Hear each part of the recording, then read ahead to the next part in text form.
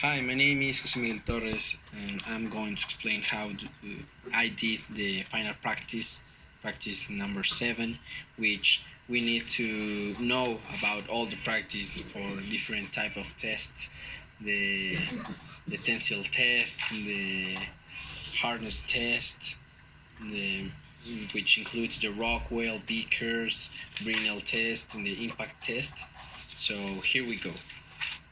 First of all, we for doing this part of metallographic analysis, we should need to take a small piece of our material, which is steel 1018, and well, I prefer to do the tensile test, which we use the universal machine, and the universal machines consist in taking the part in both sides and scratching it, and the machine, as it's taking more power and need more force to break the our part, it creates here a neck that then it will be where the part will break and have fracture. We can see that it has a ductile fracture because the type of the metal. If it's if it's more hard, it should have maybe fragile fracture. But in this case, we are using the steel 1018. In other cases of this type of test, we have the hardness test, where we have the Brinell test, the Rockwell test, Beakers, in which consist in having like a machine like this one, where you put here the part that you are working on.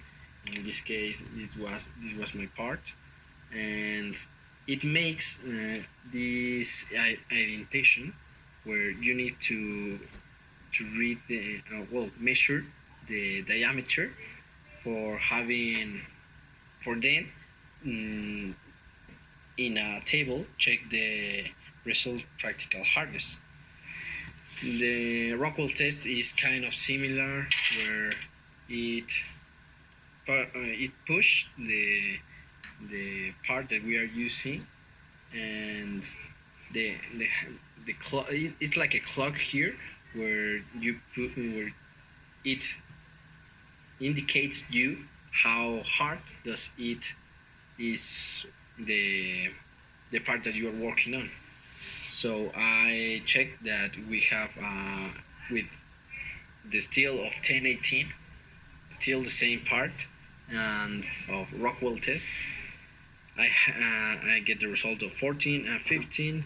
The result practical hardness having uh, an average of 14.5. Then the Beakers test, uh, we work with the part that we cut, and having in we have like a mirror with the part, and it punches. Let me explain here. It punched the part that you are working on, and then you can see through the microscope. It's like this one. You take this dimension, read it, and then take the other dimension. As we can see here, I measure 5.03 and 52.5. For not getting longer, here I'm missing that is the dimension of millimeters. And as a final test, we use the impact test. That, well, here I have on the same part, in which we can see that we have a ductile fracture because it is not like a clean cut.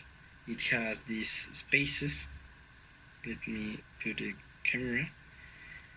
So if we had a clean cut, it could be a fragile type of fracture, but well, it isn't. Previously of doing the test in In this machine, it's like a pendulum where you leave this one to go to the other side. We have here our part, the 1018 steel, and previously of that we should check how is the calibration number. Here I check that I get a calibration number of 4, so we need to take it off the number that we get, in this case 40, and without the 4 of the calibration number we get a 36.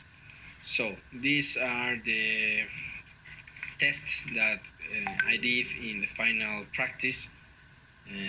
I would like to say that in all this semester I learned how to use the most of the machines that are in the lab of mechanic, and depending on the type of material we are working on and the test that we are doing it, we will get different results. And maybe sometimes it gets confusing to have these different results, but we need to understand why we are getting that results.